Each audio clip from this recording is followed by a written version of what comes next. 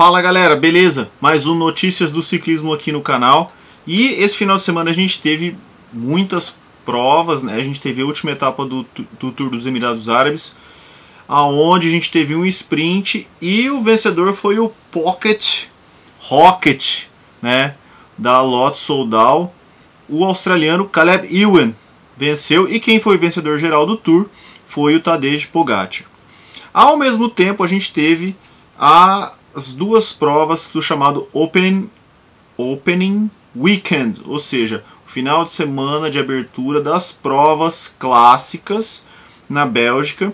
E a gente teve a primeira prova, que foi o Loop Het Nieuwsblad, né? Como eu disse aqui para vocês, é como se fosse um mini Tour de Flandres. O final da prova é muito parecido com o que era o Tour de Flandres antigamente, com a passagem pelo Muro de Gerasbergen e depois o Boasberg e depois a chegada em Ninove.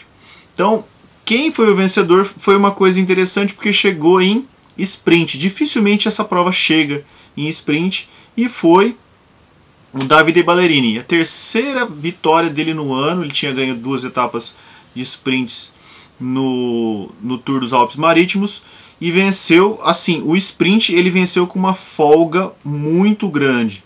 E o legal é que a gente viu alguns caras mostrando já bastante força, né? Alguns caras que vão deixar a sua condição física no topo daqui para o final do mês, quando a gente vai ter as mais importantes provas clássicas, que são os monumentos. Então a gente vai ter Milan-San Remo, Volta de Flandres e Paris-Roubaix. Então, o Davide Ballerini foi o primeiro. Segundo, Jack Stewart, da Groupama Française des Jeunes, novo, também uma surpresa. Mas aí a gente tem alguns caras ali, ó. Sepp Van Mark foi o terceiro, tá sempre ali nas cabeças nas clássicas. Heinrich Hausler, australiano, correu a temporada de ciclocross com 37 anos e foi muito bem, quarto colocado. Quinto colocado, Philippe Gilbert. Oitavo colocado, Matteo Trentin. Então a gente tem ali, ó, Nils Politt, 10º colocado. Então a gente tem ali vários caras que estão construindo a sua forma. Outro cara que foi muito bem, que atacou, se desgarrou, mas foi pego, foi o campeão mundial da Die Koenig Quick Step, né? Então a gente tem vários caras aí se mostrando fortes. Outro cara que andou bem foi o Oliver Nassen também, chegou ali no primeiro grupo. Tim Wellens, tá? Tiesj Benoot, que está agora na Team DSM. O próprio Greg Van Avermaet, campeão olímpico.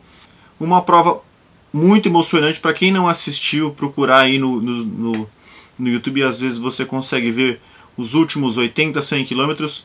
Uma prova muito legal. O Alaphilippe escapando no Muro de Gerasbergen foi muito legal e uma coisa muito interessante. Isso foi no sábado, a prova de 200 km. Domingo, mais uma prova, que foi a Bruxelles-Kuurne. Nessa prova a gente teve um ataque do Mathieu Van Der Poel, faltando 85 km. Isso foi aquele jogo de gato e rato, né? Então a gente achava que ele atacou, levou com ele o cara da Ineos Grenadiers, que foi o Jonathan Narvaez. Foi uma surpresa, um cara pequeno, leve, e assim, revezando. Até o Mathieu Van Der Poel escreveu no Instagram agradecendo ele, uma foto dos dois juntos, revezando muito bem com o Mathieu Van Der Poel, não ficou só de roda não. E a surpresa, né, que a gente vê caras pequenos e leves andando bem nas clássicas. Então a gente tem o Narvaez, que é equatoriano, o próprio Julian Alaphilippe, que é 1,72 m, 62 kg, andando bem nas provas dos pavês, né? E aqui na Bruxelles-Kuurne a gente teve mais uma surpresa, que foi o Tom Pidcock sprintando e fazendo o terceiro lugar. O cara é muito pequeno, muito magro, e andando com esses caras grandes, né? Então foi muito legal. A fuga foi... Os caras chegaram na fuga, o Narvaez e o Mathieu Van Der Poel. A fuga foi se esfacelando, ficaram alguns caras ali com eles, mas o pelotão veio. O pelotão já tinha se picado em 2 ou 3, foi chegando, pegou. E aí no sprint a gente teve uma vitória do ex-campeão mundial Mads Pedersen, né? Ganhou o burrinho de pelúcia E foi muito legal que depois eu vi um videozinho, ele dando o burrinho de pelúcia pro Jasper Sturgeon, parceiro dele de equipe Trek Segafredo, por causa da embalada e de ajudar ali, né? E o segundo colocado, Anthony Turgis, da Total Direct Energy, como eu disse já, terceiro colocado, o Tom Pidcock, da Ineos Grenadiers. Então isso aí foi o final de semana de abertura. Isso já, e aí ontem, já no dia 2, nós tivemos o GP Le Samin também, que a gente tem várias e várias... nós temos vários paralelos, e uma das coisas que mais ficou assim emblemática que a gente viu dessa prova, as notícias, foi a quebra do guidão do Mathieu Van Der Poel. Algumas pessoas falando, comentando, mas esse guidão dele quebrou. Então, um dos grandes problemas do guidão de carbono, se você apertar demais ali, ou no caso dele, ele usa Shimano, se você apertar demais o clamp, e aí você pode ter uma quebra daquele guidão, porque você vai estar andando nos paralelos, não é simples, não é fácil, segurando ali nos STIs, e aí ele vai quebrar o guidão de carbono. Foi o que aconteceu com ele. A partir do momento que aconteceu isso, ele já viu que ele não tinha como ele segurar e fazer força. Ele pegou e trabalhou para o companheiro de equipe, o Tim Merlier, e ele foi lá, o Tim Merlier, e ganhou o sprint. Então, uma coisa bem legal do Mathieu Van Der Poel. Isso aí acontece, gente, guidão, canote, ainda mais nos paralelos, quebra mesmo, não é porque o produto é ruim, porque o negócio lá é brutal. E a gente também teve o GP vamos lá, deixa eu falar direitinho o nome, porque é em italiano, é na costa da Ligúria, não é GP, é Troféu Laigeglia, isso. Mais uma vitória do Bauke Mollema. O Bauke Mollema, nesse tipo de prova que a gente tem subidas curtas e duras, ele vai muito bem. Ele ganhou já o Giro de Lombardia, sim. Ele ganhou uma etapa do Tour dos Alpes Marítimos, uma situação muito semelhante. E ele fez a mesma coisa.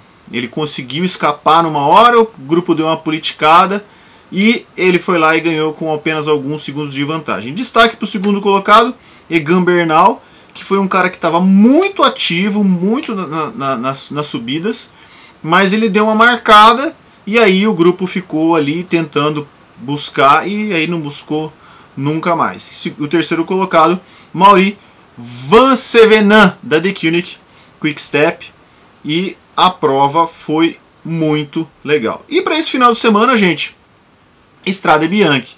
Apesar de todos os problemas de fase vermelha, né, a gente vai ter Strade Bianche segundo os organizadores. Então, quem vai participar? Wout van Aert, campeão do ano passado, Julian Alaphilippe, Egan Bernal, Tadej Pogacar, Mathieu Van Der Poel, e quem não vai participar? Jakob Fuglsang. E quem não vai participar dos caras assim é o Peter Sagan. Não vai participar, falou que vai estrear só na Tirreno Adriático, que ele não se recuperou ainda da Covid-19. A Strade Bianche, como vocês sabem, é uma prova diferente de tudo que nós temos no cenário do ciclismo mundial. Então a gente tem trechos de gravel e alguns trechos de asfalto, a maior parte asfalto e alguns trechos de gravel, e tudo se define justamente nessa parte do gravel e algumas partes com bastante subida. A prova é mais curta, tem aproximadamente 180 km e mesmo assim é muito dura e os caras gostam muito. O ano passado ela aconteceu mais para o final do ano devido às provas que foram adiadas, e esse ano ela está acontecendo em março, na época certa, o que pode acontecer que nós possamos ter chuva, né? Tivemos uma edição aí que o Tiesj Benoot ganhou em 2018, que estava caindo um temporal em certas partes, o pessoal pegou lama mesmo, e eu vi a bike que o Tiesj Benoot usou lá no Centro Ronden van Vladeren, em Oudenaarde, na Bélgica, a bike inteirinha de lama guardada dentro de uma caixa de acrílico. Muito legal isso aí, tá? Então a chegada na Piazza del Campo em Siena, aquela via Santa Catarina, aquela subida extremamente inclinada para chegar, então é uma prova fantástica. Infelizmente não sabemos aonde vai ser transmitido. Aqui no Brasil nenhuma rede de televisão vai transmitir a Strade Bianche, então se alguém quiser tentar, né, assistir alguma coisa, talvez pela Rai, mas eu acho difícil, ou algum streaming na internet pela T-Cycling, mas já tentei assistir algumas coisas. A conexão fica caindo, voltando, não é fácil, mas vamos tentar assistir aí, senão a gente vai ficar sabendo depois do que acontece. Beleza, galera? Então esse aí foi mais um Notícias do Ciclismo dessa semana. Não está inscrito no canal, inscreva-se, toque no sininho para receber notificações de novos vídeos. Deixe aqui nos comentários suas dúvidas, críticas, sugestões e tudo mais. E é isso aí, galera. Até mais. Abraço.